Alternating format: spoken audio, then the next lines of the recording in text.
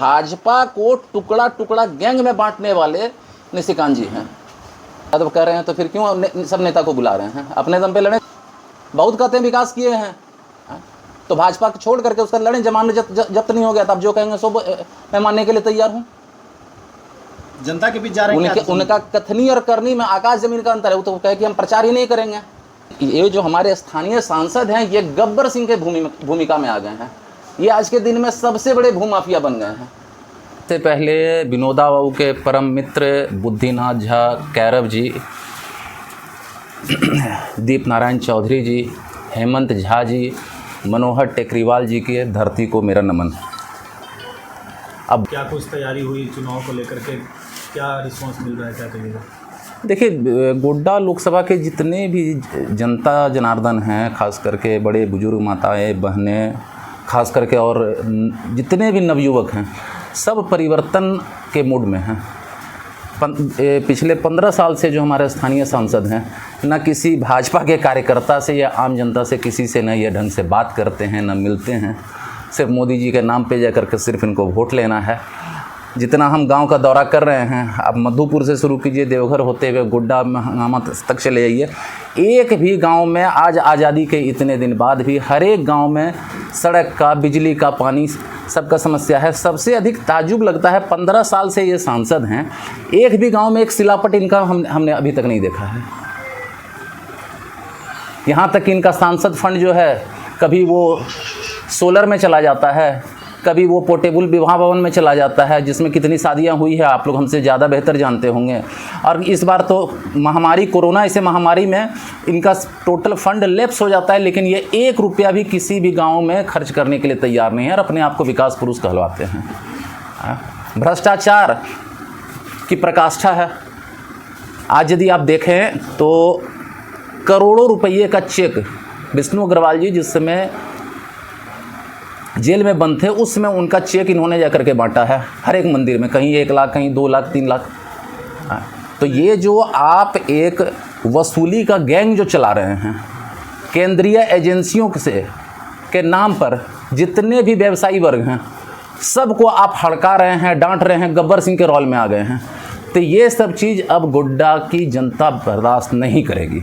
अभिषेक झा क्या काम करेंगे? कांग्रेस बोल रही है कि अगर हम जीतते हैं तो महिलाओं को 1 लाख देंगे, भाजपा का कुछ है। अभिषेक झा का क्या प्लान है अगर वो चुनाव जीतते हैं?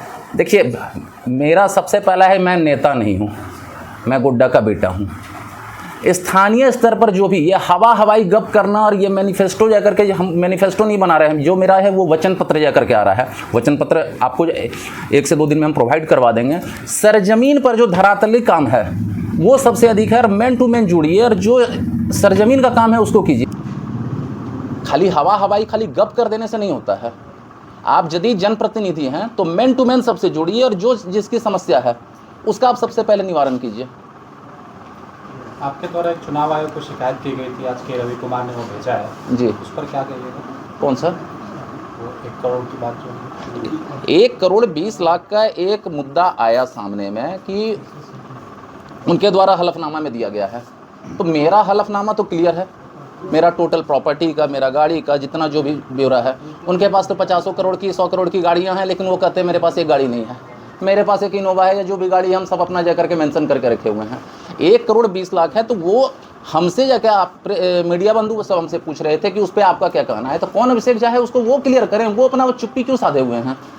इंडिया महागठबंधन के प्रत्याशी प्रदीप यादव को कैसे देखते हैं? उनसे देखिए, वो बेसिकली सिर्फ और सिर्फ वो एक समुदाय तक सीमित है। विगत 15 साल से वो भी चुनाव लड़ रहे हैं, चुनाव लड़ लेते हैं लोकसभा का, उसके बाद फिर वो पुड़ैया हाट तक जाकर के सीमित हो जाते हैं, अपने समुदाय तक सीमित हो जाते हैं। तो उनसे भी जनता त्रस्त है, और इनसे तो बहुत अधिक त्रस्त है। ये जो महानुभाव महाप्रभु हैं, इनसे बहुत अधिक त्रस्त है। जनता परिवर्तन के मूड में है, और इस बार निश्चित गोड्डा में परिवर्तन होने जा रहा है, जैसा मुझे लग रहा है। बड़े बड़े नेता आ रहे हैं प्रचार करने के लिए, और कई बड़े नेता का नाम आ भी रहा है कि वो आने वाले हैं। आप किनको ला रहे हैं प्रचार करने के लिए? क्या आप खुद प्रचार कर रहे हैं? क्या कर रहे हैं? गोड्डा को मैंने एक लाइन में कहा, गोड्डा को नेता नहीं चाहिए, बेटा चाहिए। ये तो प्रदीप यादव भी कर रहे हैं। क्या? ये तो प्रदीप यादव भी कर रहे हैं कि मैं गोड्डा का बेटा बनकर आया हूँ, मैं गोड्डा से हूँ। अब प्रदीप यादव कह रहे हैं तो फिर क्यों सब नेता को बुला रहे हैं? अपने दम पे लड़े चुनाव। जनता से क्या निशिकांत जी क्यों बुला रहे हैं सबको? अपने दम पे लड़े। बहुत कहते हैं विकास किए हैं, तो भाजपा को छोड़ करके उसका लड़ें, जमानत जब्त नहीं हो गया, तब जो कहेंगे सो मैं मानने के लिए तैयार हूँ। जनता के बीच जा रहे हैं उनका कथनी और करनी में आकाश जमीन का अंतर है। वो तो कहे कि हम प्रचार ही नहीं करेंगे, अरे अभी घर घर घूम रहे हैं, कहीं कहे थे हम घुगनी मुड़ी खाएंगे, तो कहीं क्रिकेट खेलेंगे, सब बंद हो गया, अभी घर घर घूम रहे हैं। सब जगह पैसा का खेल हो रहा है, अनाप शनाप पैसा उजला जा रहा है। आप लोग पता कीजिए अपने स्तर से। जो गांव का दौरा करके हम निकल रहे हैं, उसके पीछे से उनका एक टीम पहुंच जा रहा है वहां पे। हाँ क्या बोले मधुपुर? 2009 में मधुपुर विधानसभा भाजपा के टिकट से लड़ा। जी बिल्कुल। तो फिर भाजपा छोड़ने का कारण? भाजपा मैंने अभी तक नहीं छोड़ा। हमको मोदी जी से कोई बैर नहीं है। ये जो हमारे स्थानीय सांसद हैं, ये गब्बर सिंह के भूमिका में आ गए हैं। ये आज के दिन में सबसे बड़े भूमाफिया बन गए हैं। आज जितना भी ट्रस्ट है, जितना भी संस्था है, सारा प्रॉपर्टी इनको चाहिए। लोग तो कह रहे कि अभिषेक झा के आने से प्रदीप यादव का काम आसान हो गया है। ऐसा क्यों आप बोल रहे हैं? अभी यदि आप ये बात बोल रहे हैं, अभी मैं यहाँ से मधुपुर जा रहा हूँ, अल्पसंख्यक समाज का कव्वाली का जगह प्रोग्राम है, जबरन मुझे बुलाया गया है। आज मैं यहाँ गोड्डा में था, देवघर में मस्जिद में, बड़ी मस्जिद जो है वहाँ मेरे छोटे भाई को जबरन अल्पसंख्यक समाज वाले करके सबको बुला करके उसका ये किए हैं। मैं आपको एक चीज़ स्पष्ट कर देता हूँ कि मुझे हर एक वर्ग, हर एक तबके का मुझे समर्थन और आशीर्वाद प्राप्त हो रहा है। अब कौन कह रहे हैं कि प्रदीप यादव का आसान हो जा रहा है, या निशिकांत जी कह रहे हैं कि उनका आसान हो जा रहा है, तो हम वोट कटवा के रूप में नहीं आए हैं। और ये 4 तारीख को जनता जनार्दन खुद क्लियर कर देगी। अभी जनता के बीच आप जा रहे हैं, जनता से क्या आशीर्वाद के स्वरूप में आपको मिल रहा है? देखिए, आशीर्वाद पूरा मिल रहा है। और एक ही चीज़ सबका कहना है कि नहीं, हम लोग का जो समस्या, जो मूलभूत जो छोटा छोटा समस्या है, वो हम लोग का कोई सुनने वाला नहीं है। जहाँ जा रहे हैं सब कोई आशीर्वाद दे रहे हैं, कर रहे हैं कि इन लोग के जैसा मत कीजिएगा, कि एक बार ये लोग झांकने नहीं आता है।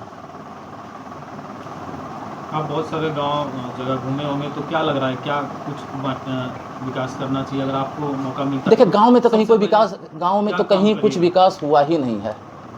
सड़क का देख लीजिए वही स्थिति है, बिजली का देख लीजिए वही स्थिति है, पानी का देख लीजिए वही स्थिति है, आज़ादी के इतने साल बाद भी। यहाँ तो हमारे एक ऐसे महाप्रभु हैं, तो कहे थे कि चुनाव लड़ रहे हैं और बोलते हैं क्या, जबकि कहने के नहीं हम प्रचार नहीं करेंगे, फिर प्रचार भी करते हैं। इनकी कथनी और करनी में आकाश और ज़मीन का अंतर है। आपके लोग बता रहे हैं कि अगर जीत कर आते हैं तो वो अपनी राशि उन्हें मिलेगी, उसमें से वो मात्र 1 रुपया लेंगे। जी, ये मेरे वचन पत्र में क्या है इसके बारे में वो जो भी सांसद को जो भी राशि मिलती है, जो उनको सैलरी मिलता है, जो भी, वो टोटल का टोटल वो सिर्फ और सिर्फ स्वास्थ्य के लिए, गोड्डा लोकसभा के जो जितने जनता जनार्दन है उसके लिए सिर्फ मैं सैलरी के रूप में सिर्फ 1 रुपया लूँगा। ये लोग भी करें घोषणा, क्या नहीं करते हैं?